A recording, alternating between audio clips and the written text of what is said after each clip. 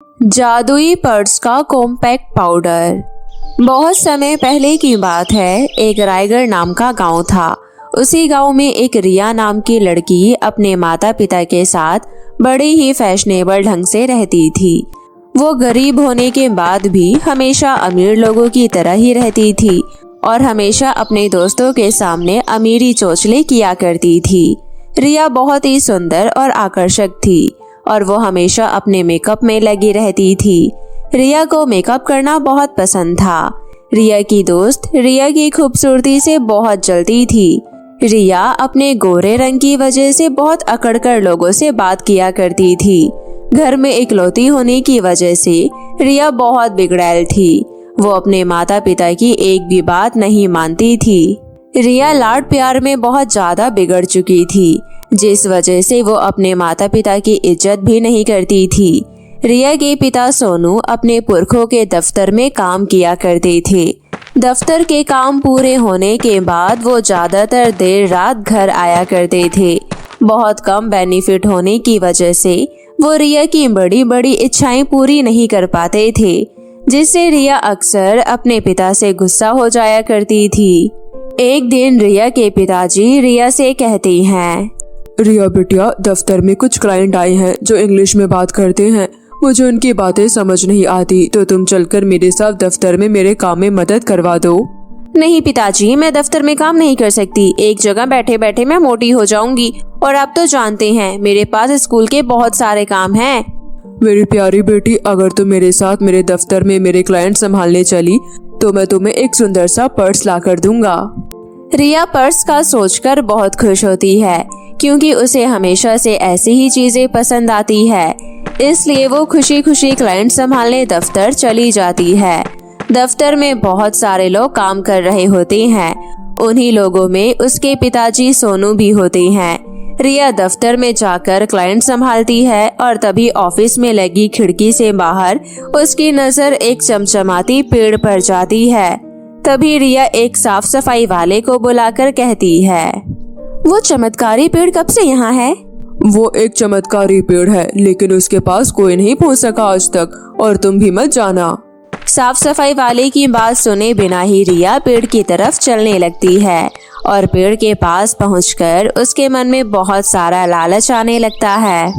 अरे वाह, ये तो सुनहरी लिपस्टिक का पेड़ है। अगर ये जादुई सोने की एक भी लिपस्टिक मेरे हिस्से में आ गई तो मैं तो बहुत अमीर हो जाऊंगी और फिर मैं किसी अमीर लड़की से कम नहीं लगूंगी और मेरे पास अच्छा अच्छा सामान खरीदने के लिए बहुत सारे पैसे भी होंगे।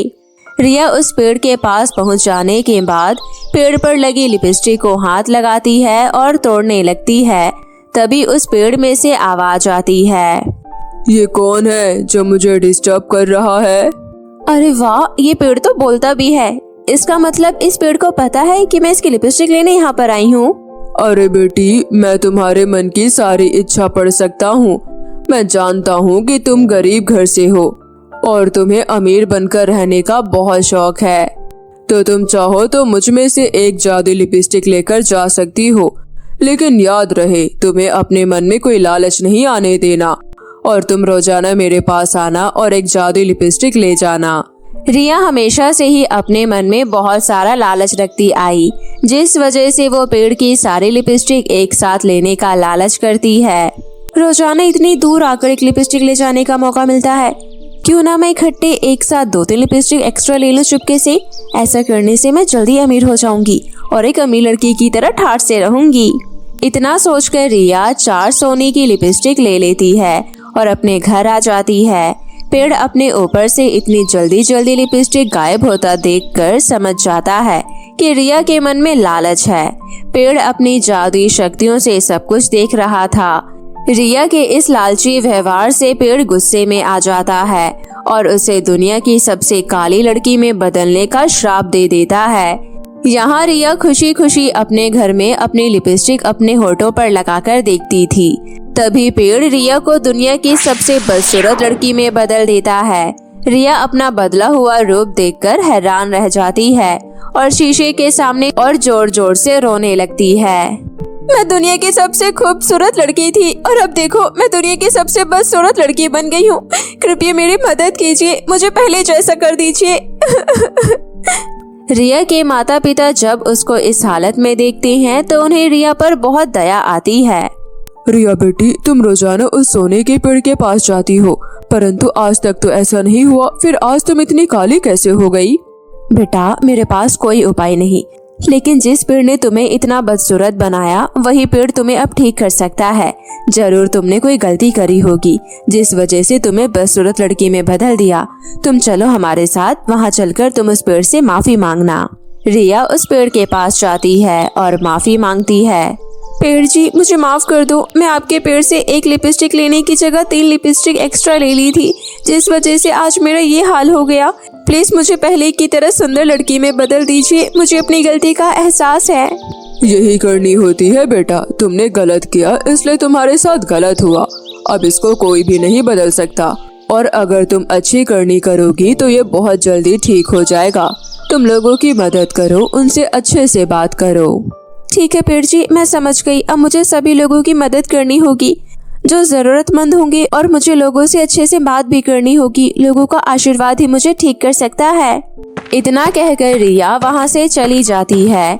घर जाकर रिया अपनी माँ के काम में हाथ बटाती है और अपने पिता के दफ्तर में रोजाना मदद करने पहुँच जाती है। दफ्तर में काम कर रहे मजदूरों की भी कभी कभी मदद करवाती है।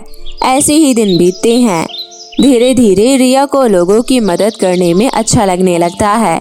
सभी गांव वाले, दफ्तर वाले रिया से बहुत खुश थे और सभी उसको आशीर्वाद भी देते हैं, जिस वजह से वो खुश रहती है।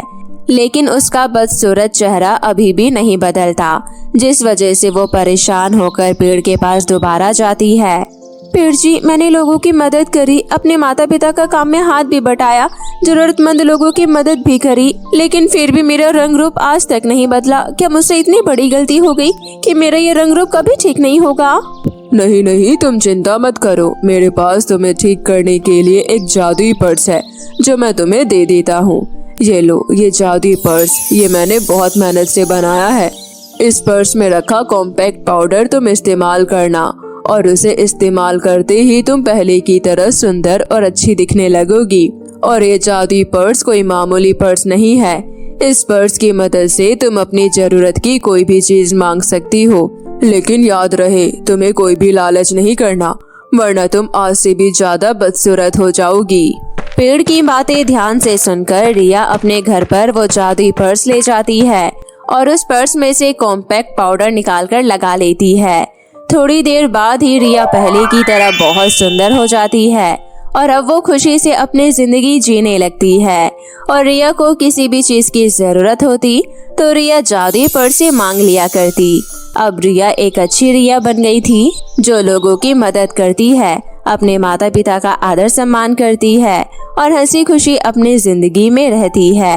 अब रिया के पास किसी चीज की कोई कमी नहीं थी। सागरपुर नामक गांव में भारती अपने माता पिता के साथ ही रहा करती थी। वे लोग बहुत गरीब थे, जिस कारण उनके घर का खर्चा बहुत मुश्किल से चल पाता था। कई बार तो भारती की माँ को घर में राशन ना होने की वजह से आस पड़ोस के लोगों से राशन मांगकर खाना बनाना पड़ता था, परंतु भारती पढ़ाई में बहुत होशियार थी। इस कारण भारती के पड़ोस में रहने वाली दूसरी लड़की नेहा भारती से बहुत जलती थी और उसकी गरीबी का बहुत मजाक बनाया करती थी। लेकिन भारती कभी भी उसको पलटकर जवाब नहीं देती थी, ना ही उससे लड़ाई झगड़ा किया करती थी। ऐसी ही दिन बीत रहे थे, लेकिन शायद भारती की किस्मत में अभी और भी दुख लिखे हुए थे, क्योंकि एक दिन उसके माता पिता की कार दुर्घटना में मृत्यु हो जाती है और भारती अकेली रह जाती है। फिर वो बड़ी मुश्किल से एक दुकान पर काम करके अपना पेट पालने लगती है और उसकी पढ़ाई भी छूट जाती है।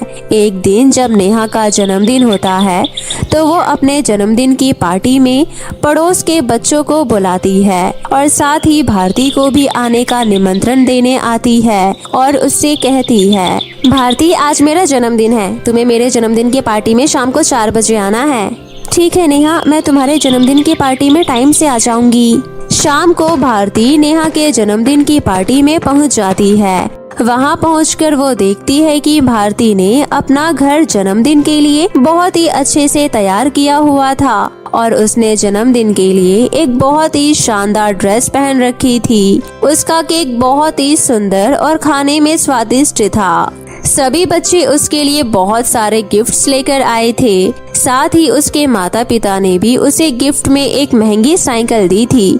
ये सब देखकर भारती मन ही मन सोचती है, कल मेरा भी जन्मदिन है। काश मैं भी अपना जन्मदिन इस प्रकार मना पाती, लेकिन शायद अपने जन्मदिन को मना पाना मेरी किस्मत में है ही नहीं, क्योंकि अब मेरे माता पिता तो रहे नहीं जो मेरा जन्मदिन मनाते, और मैं इतनी गरीब हूँ कि 2 वक्त की रोटी ही खा लूँ तो बहुत बड़ी बात है। जन्मदिन मनाने के बारे में सोचना तो बहुत दूर की बात हो जाएगी। नेहा का जन्मदिन मनाकर भारती वापस अपने घर आ जाती है और घर आकर सब कुछ सोचकर रोने लगती है। उसे अपने माता पिता की बहुत याद आने लगती है, तो वो रोते रोते घर से निकलकर जंगल की तरफ चल देती है। वहाँ पहुंचकर अचानक उसे बचाओ बचाओ की एक आवाज सुनाई देती है। आवाज सुनकर भारती आवाज की तरफ चल देती है, तो वहाँ जाकर देखती है कि एक जादुई परी पेड़ के तने में रस्सी से बंधी होती है और मदद के लिए पुकार रही होती है।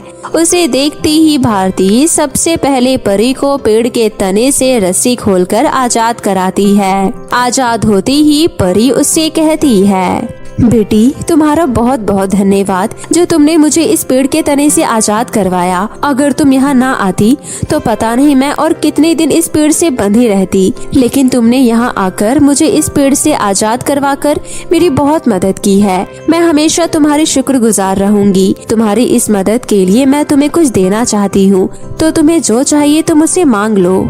नहीं परी जी, आप मुझे धन्यवाद मत कहिए, क्योंकि किसी की मदद करना तो हमारा फर्ज होता है। आपको पेड़ से आजाद करके मैंने आपके ऊपर कोई एहसान नहीं किया है, इसलिए मुझे आपसे कुछ नहीं चाहिए। बेटी तुम बहुत नेक और ईमानदार हो, क्योंकि अगर तुम्हारी जगह कोई और होता तो वो मुझसे बहुत कीमती कीमती उपहार मांग लेता, लेकिन तुम बहुत ही सीधी और सरल हो, जो मेरे कहने के बाद भी मुझसे कुछ नहीं लेना चाहती। परी रानी, मेरे माता पिता हमेशा कहा करते थे कि किसी जरूरतमंद की मदद करना हमारा फर्ज होता है और हमें कभी भी अपना फर्ज निभाने के बदले में कुछ भी नहीं लेना चाहिए और हमेशा ही लोगों की निस्वार्थ भाव से मदद करनी चाहिए। बेटी क्या तुम्हारे माता पिता अब इस दुनिया में नहीं हैं? नहीं रानी परी, वो दोनों मुझे छोड़कर हमेशा हमेशा के लिए चली गई हैं और अब मैं अकेली ही रहती हूँ। भारती की बात सुनकर परी का मन बहुत पसीज जाता है, तो वो भारती के बारे में सब कुछ जानने के लिए उसके सर पर हाथ रखती है और उसके बारे में सब कुछ जान लेती है। तो परी को उसके माता पिता की बात, उनकी गरीबी की बात और जन्मदिन वाली बात का पता चलता है।